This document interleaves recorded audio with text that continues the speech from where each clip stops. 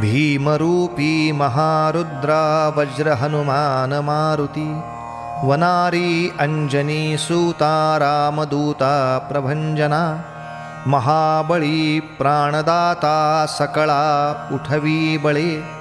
सौख्यकारी शोकहर्ता धूर्त वैष्णवगायका दीनानाथा हरिरूपा सुंदरा जगदंतरा पाताल देवता हंता भव्यसिंदूरलेपना लोकनाथा जगन्नाथा प्राणनाथा पुरातना पुण्यवंता पुण्यशीला पावना परितोषका ध्वजांगे उचली बाहो आवेशे लोटिला पुढे काळाग्नी काळरुद्राग्नी देखता कापती भये ब्रह्मांडे मायली नेणू आवळे दंतपंगती नेत्राग्नी चालिल्या ज्वाळा भ्रुकुटीत त्राटिल्या बळे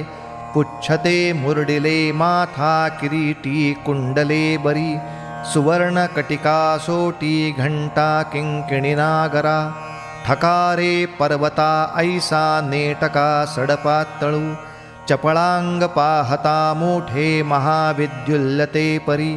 कोटीच्या कोटी उड्डाणे झेपावे उत्तरेकडे मंद्राद्री सारिखा द्रोणू क्रोधे उत्पाटिला बळे आणिला मागुती नेला आला गेला मनोगती मनासी टाकिले मागे गतीसी तुलनानसे अणुपासोनि ब्रह्मांडा एवढा होत जातसे तयासी तुलना कोठे मेरू मंदार धाकुटे ब्रह्मांडा भोवती वेढे वज्रपुच्छे करू शके तयासी तुलना कैसी ब्रह्मांडी पाहतानसे आरक्त देखिले डोळा ग्रासिले सूर्यमंडळा वाढता वाढता वाढे भेदिले शून्यमंडळा धनधान्य पशुवृद्धी पुत्रपौत्र समस्तहि